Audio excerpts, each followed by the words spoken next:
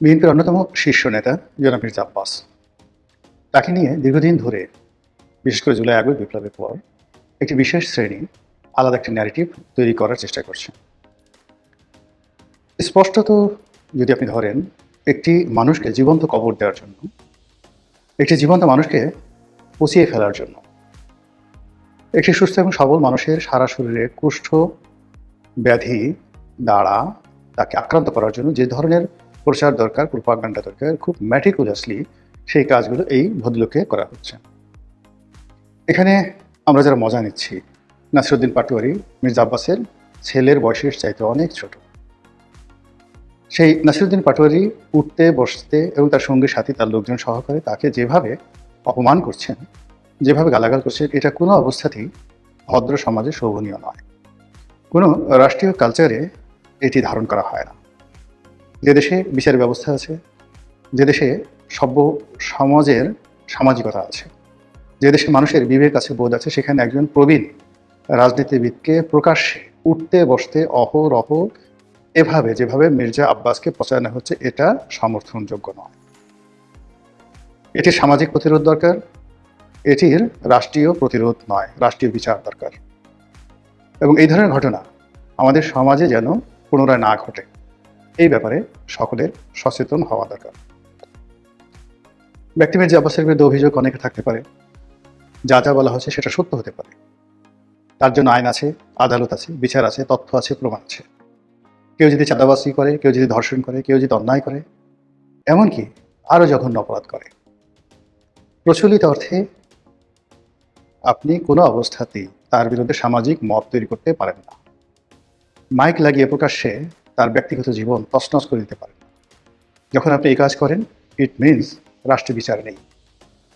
যদি মির্জা আব্বাস চাঁদাবাজ হয়ে থাকেন, চাঁদার টাকায় তিনি তার বিত্ত বিলাস বৈভব তৈরি করে থাকেন, সেই মির্জা আব্বাসের চাঁদা দিয়ে যদি বিএনপি চলে, আর এ ব্যাপারে যদি আপনি রাষ্ট্রের কোনো সাহায্য না পান, সহযোগিতা না পান, সেক্ষেত্রে আপনি বড়জোর প্রতিবাদ জানাতে পারেন, বিদ্রোহ করতে পারেন, বিপ্লব করতে পারেন, আন্দোলন করতে পারেন।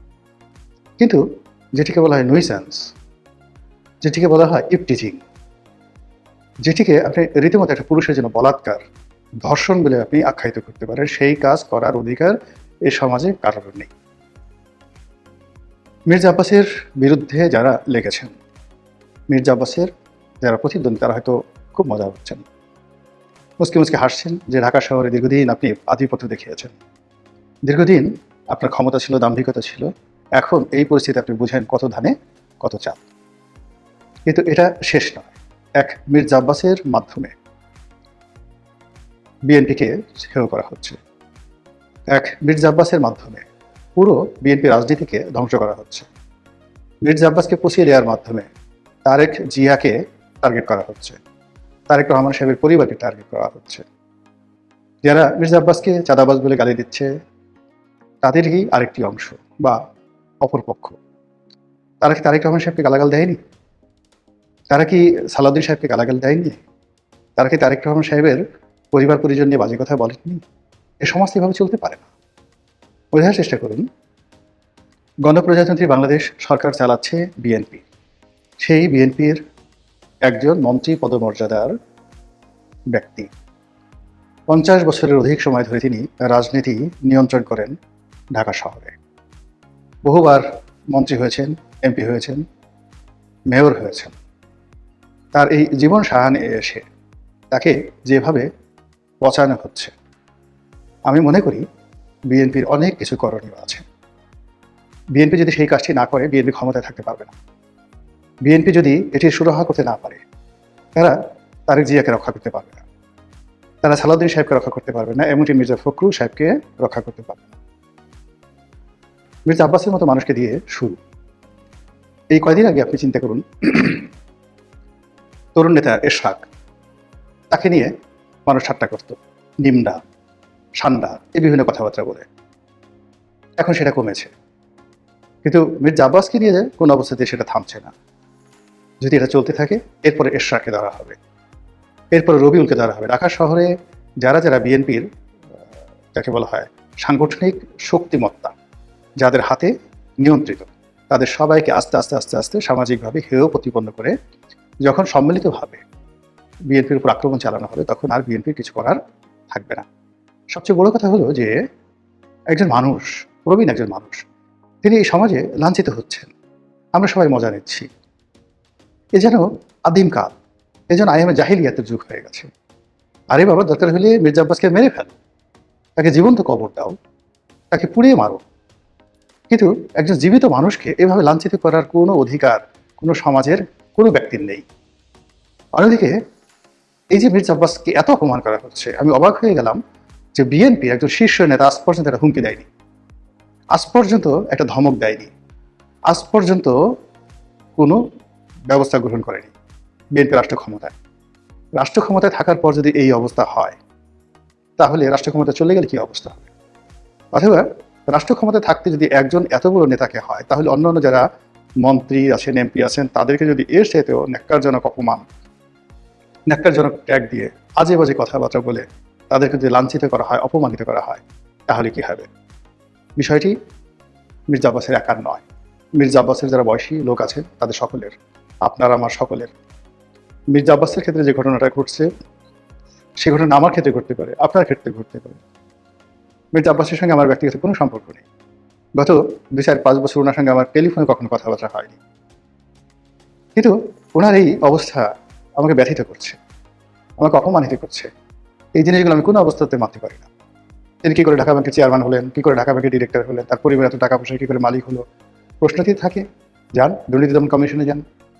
প্রশ্ন যদি থাকে, তার বাসার সামনে তথ্য প্রমাণ সহ মিছিল করেন, মিটিং করেন। কিন্তু এটা কী ধরনের টিটকারি, এটা কী ধরনের ভব্যতা, এটা কী ধরনের কথাবার্তা?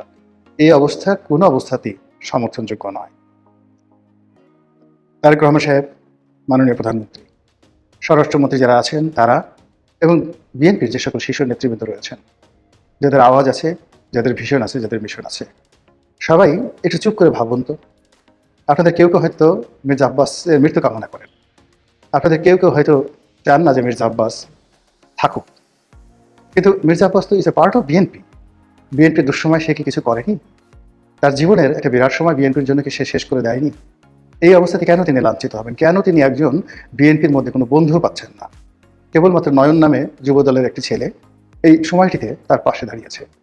নয়ন ছাড়া কি বিএনপিতে অন্য কোনো যুবদলের ছেলে নেই? যুব মহিলা, মানে যাকে বলা হয় মানে মহিলা দলের যে নেত্রী যারা আছেন, তারা কি নেই? অন্য কোনো পুরুষ কি নেই? অ্যাটলিস্ট এই কথাগুলিকে বলা যায় না যে না, এটা ঠিক নয়, this not the right way, this not the correct way.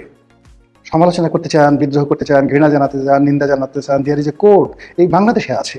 কিন্তু এই যে স্বাধীনতার পর থেকে এ পর্যন্ত যত কিছু দেখে আছি, এই সময়টাতে সে গত এই 1.5 বছর ধরে মির্জা আব্বাসকে নিয়ে যা কিছু হচ্ছে, এরকম দৃশ্য তো আমি কখনো দেখিনি। বাংলাদেশে অনেক বড় বড় ক্রিমিনাল, আমাদের দেশে একটা সময় গালকাটা কামাল ছিল, বাস্টার্ড সেলিম ছিল, মুরগি মিলন ছিল, টোকাই সাগর ছিল, আরও কত ডাকাত শহীদ ছিল, ডেভিড ছিল, মানুষের জীবন তছনছ করে দিয়েছে। মির্জা আব্বাস কয়টা রেপ করেছে, কয়জনের বাড়ি ঘর লুট করেছে, কয়জনের ডাকাতি করেছে, কয়জনকে? মির্জা আব্বাস কয়জনের বাড়ি থেকে খাওয়া দাওয়া করেছে? আপনি দেখেন তো, মির্জা আব্বাসের ওই বাড়িতে এ যাবৎ কত লক্ষ মানুষ খাওয়া দাওয়া করেছে, তিনি এই জাতির জন্য কি করেছেন, দেশের জন্য কি করেছেন, একটু হিসাব করেন না।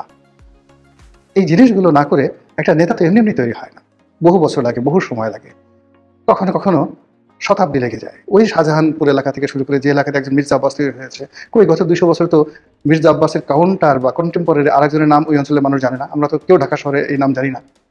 এটা কি এমনি এমনি চাঁদাবাজির কারণে তো সে আজ এই পর্যায়ে আসছে?